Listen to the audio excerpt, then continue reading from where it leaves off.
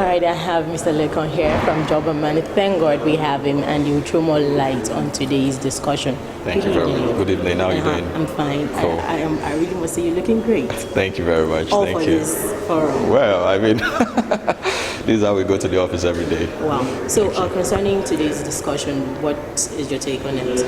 Okay, I think from my perspective, this forum is a good one. It's one that we need to have often. Of course, I know we have Mobile Monday every now and then, and we have to talk about things that affect the polity in terms of how the government is actually impacting on internet penetration in the country. Okay. And I think for today, based on the topic we've discussed, also considering the Dalberg report, I feel that it's very, very imperative that things like this are actually discussed.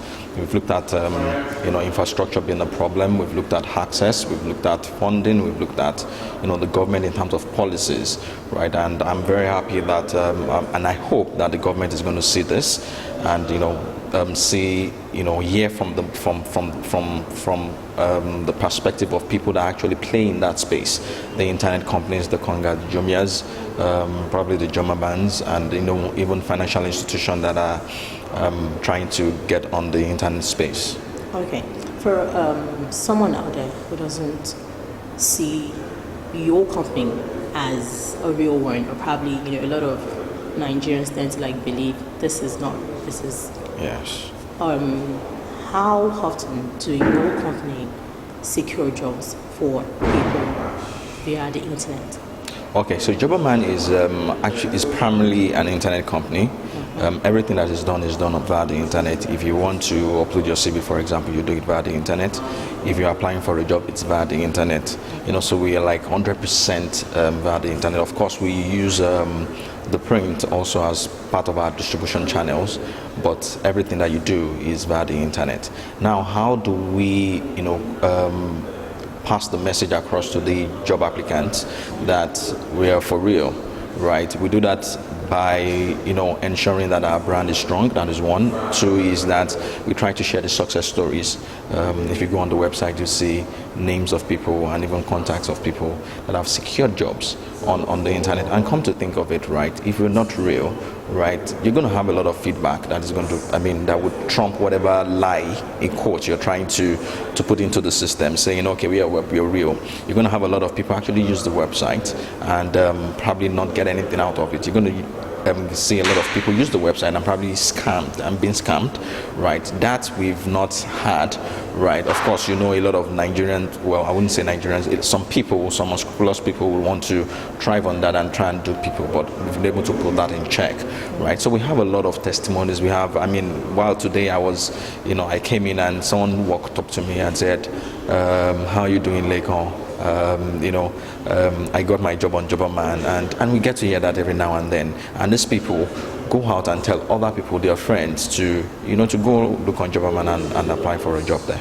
Okay, for the fact that you are internet compliant, from the analysis they gave today and the reports, how, from your own point of view, do you think this report are so genuine and so real? I think it's genuine. I think it's very, very genuine. Jobberman has roughly about 1 million subscribers currently. And if you look at the number of people that are within the working population, then you would also want to assume or rightly say that we still have a long way to go. If you listen to what the CEO of Conga said, that's Simdu Shagaya. He mentioned the fact that they process about 1,000 orders every day as compared to about 78 million in China on a daily basis. We have a long way to go. In terms of penetration, in terms of infrastructure, yes, these problems are bound. These are the problems that we face on a daily basis, right? I would say that the report is close to 100% accurate. Yeah. Okay, so since you know that the results are very, very accurate, if you to advise the government concerning the internet and how the economy can actually grow and gain from this, what will be your advice to the government? Two things, right? One, infrastructure. Two, policies. Well, I don't want the government to come and give me money and say, okay, you know what, whether it's Uwin or Shopee or the likes, right?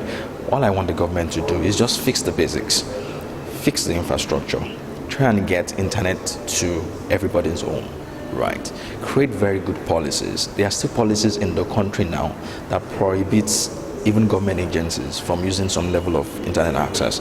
Like, for example, there's a policy around job advertisement. Very few government agencies, not even very few government agencies, it's not mandated that you advertise online too, but it's mandated that you advertise in the print, right? So there are a lot of policies that are not in support of the internet space. There are a lot of policies that are against the internet space, right? And if the government can actually sit down, and I must really say the Minister for Information Technology is doing so much in that space and trying to make things, better. I mean, if you look at that, if you look at where we were as compared to where we are now, yes, she's really tried. And but if you ask me, what are the two things that I want the government to work on?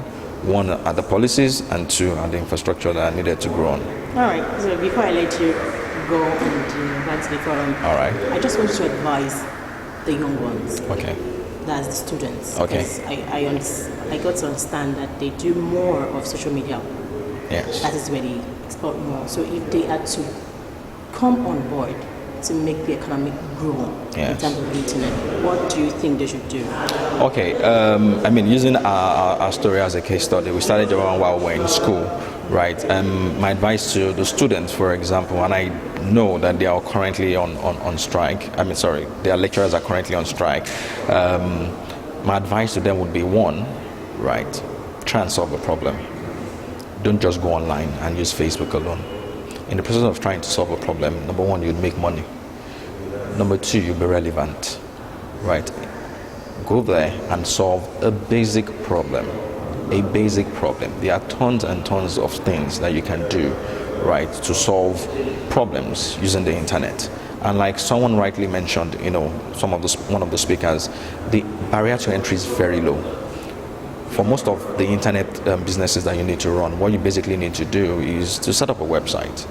And how much does it cost to set up a website these days? By the time you bring in 3, 4, 5 of your friends, you build a website for maybe under 100,000 or 50,000, depending on how complex it is, right? So I'd advise the youths and the young ones, right? Instead of spending all the time trying to talk and chat with your friends, try not to talk away your life, right? Try as much as possible to invest in solving problems, right?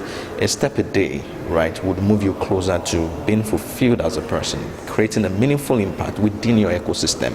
Yes, everybody might not know you like Google, right? But within your locality, if you're solving a problem, whether it's via SMS or via, a small web app or the likes, people would respect and know you for it, and you would be a legend, in quotes, within your community. All right, so finally, if it's rated this forum, scale of 10, in terms of them achieving something today, yes, what would be your score?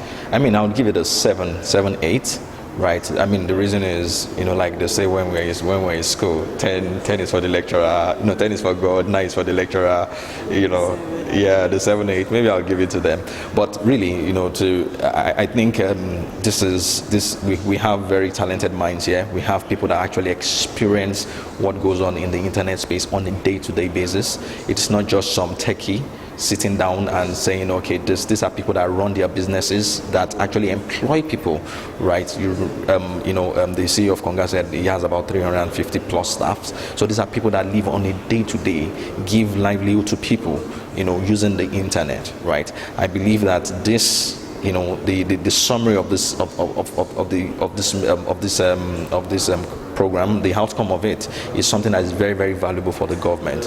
I believe that we also have stakeholders, we also have people that are quite influential that can get the report of this, this program to the table of the minister, and I believe that it's going to have a major impact on how things go. Thank you very much, Mr. Lekan. Thank you very much. Have a very great day. And you too. Thank you.